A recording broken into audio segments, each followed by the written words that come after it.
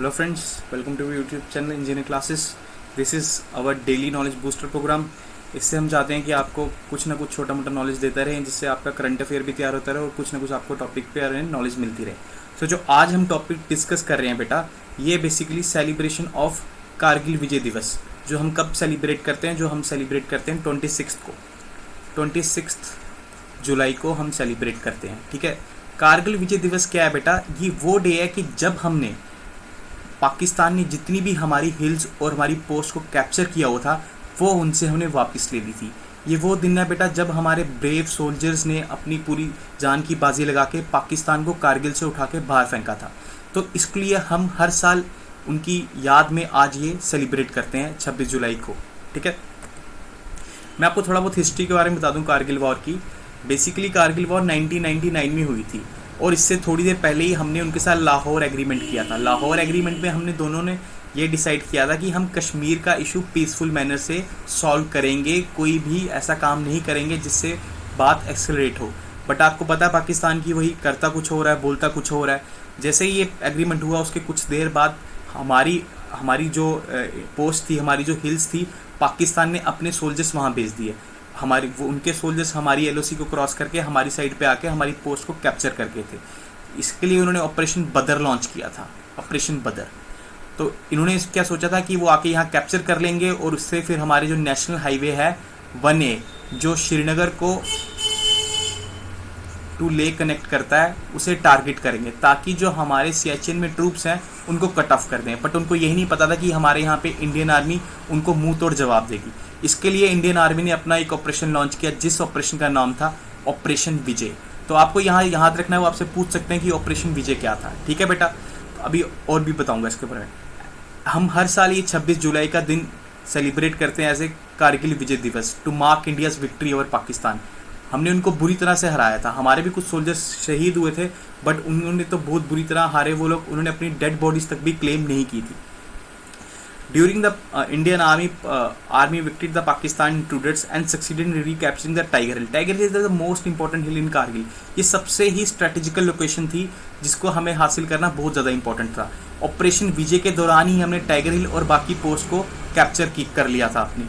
Indians have secured this victory after 3 months of conflict. 3 महीने का बेटा कॉन्फ्लिक्ट रहा था, उसके बाद जाके हमें विक्ट्री मिली थी. हमारे अराउंड 490 to 500 सोल्जर्स की डेथ हुई थी इसमें, वो शहीद हुए थे. किसकी वजह से? इस कारगिल इशू की वजह से. अभी मैं आपको कारगिल बताना चाहता हूँ मैप पे कहाँ पे बेसिकली क्या इशू क्या था. यहाँ के आसपास यहाँ पे कहीं कन्फ्लिक्ट हुआ था. ये हमारी एलओसी जा रही है और यहाँ पे कहीं कन्फ्लिक्ट हुआ था. यहाँ से हमारा हाईवे निकलता है जो कारगिल टू ले कनेक्ट करता है. ये ले टू सियाचिन जाने का रास्ता यहाँ पे कहीं पे है. तो उनका क्या था, आइडिया था कि वो इस हाईवे को टारगेट करेंगे ताकि जो यहाँ से हमारी नॉर्मल जो हमारे यहाँ से जाना आना ट्रांसपोर्टेशन है वो बंद हो जाए और जो हमारे यहाँ ट्रूप्स हैं वो कट ऑफ हो जाए. बट उनकी ये नापाक सोच का हमने बढ़िया से जवाब दिया और इसलिए हमने क्या लॉन्च किया, ऑपरेशन विजय, जिसके लिए हमने जितनी भी यहाँ पे पोस्ट थी और जितनी भी हिल्स थी उनको रिकैप्चर कर लिया. अब मैं आपको कारगिल के बारे में थोड़ा जियोग्राफिकल बताना चाहता हूँ कि कारगिल बेसिकली कहाँ पड़ता है बेटा. आपको पता है लद्दाख रीजन में पड़ता है. लद्दाख एक यूनियन टेरिटरी है. जब पहले हमारी स्टेट का ही हिस्सा थे, बट अब वो यूनियन टेरिटरी बन गई है. उसमें 2 डिस्ट्रिक्ट हैं, लेह और कारगिल. ठीक है, और बेटा लद्दाख पड़ती है जंस्कार रेंज में. जंस्कार रेंज बड़ी इंपॉर्टेंट रेंज है बेटा. जैसे आपको पता होगा काराकोरम है, लद्दाख रेंज है, जंस्कार रेंज है, वैसे ही एक जंस्कार रेंज है. यहाँ पे हमारी कारगिल लाई करती है. ठीक है बेटा, it is known as the gateway to Ladakh. अगर आपको लद्दाख जाना है तो आपको कारगिल से पास होके ही जाना पड़ेगा. ठीक है, और कारगिल की स्टार्टिंग में बेटा एक जगह आती है दराज, जो one of the coldest place on earth, one of the coldest place है. वहाँ टेम्परेचर कभी कभी -40 तक भी चला जाता है. और बेटा सबसे इंपॉर्टेंट बात यह है कि कारगिल में एक रिवर फ्लो करती है जिसका नाम है सुरू. ये ट्रिब्यूटरी किसकी है बेटा? इंदस रिवर की. ये नाम आपने हमेशा याद रखना है क्योंकि बड़ी बारी हमने देखा है कि वो मैच द फॉलोइंग में एक तरफ सिटीज़ लिख देते हैं, दूसरी तरफ रिवर्स के नाम लिख देते हैं, तो इनको मैच कराना होता है. याद रखना कि कारगिल किसके साथ अटैच है? सुरू रिवर के साथ. सुरू रिवर के साथ हमेशा इस बात को याद रखना. और बेटा ऑपरेशन विजय के नाम से एक और ऑपरेशन हमारी इंडियन आर्मी ने लॉन्च कर रखा है. पहले वो 99 में था, ये 1961 में था. वो अगेंस्ट पाकिस्तान था, ये अगेंस्ट पुर्तगीज़ था.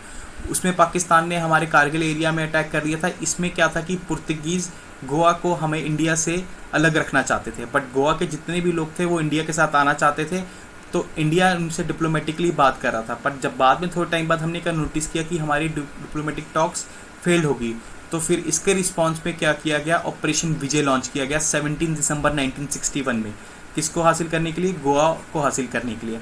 तो याद रखना बेटा, ऑपरेशन विजय के नाम के 2 ऑपरेशन लॉन्च किए गए हैं, एक कारगिल में किया गया, एक गोवा में किया गया, एक 1999 में किया गया, एक 1961 में किया गया। आई होप अब आपको अगर ऑपरेशन विजय पे कोई क्वेश्चन आएगा तो आप क्लियरली उसका आंसर दे सकेंगे। आई होप आपको इस वीडियो से कुछ नॉलेज मिला होगा। हम ये वीडियो शॉर्ट इसलिए रखते हैं कि हम आपको ज़्यादा डीप में नहीं लेके जाना चाहते, वो हम आपको जीएस में कवर करेंगे, बट आपके करंट अफेयर को एक ब्रशअप मिलते रहे और आपको जल्दी से जल्दी नॉलेज मिलता है। Okay, thank you, best of luck.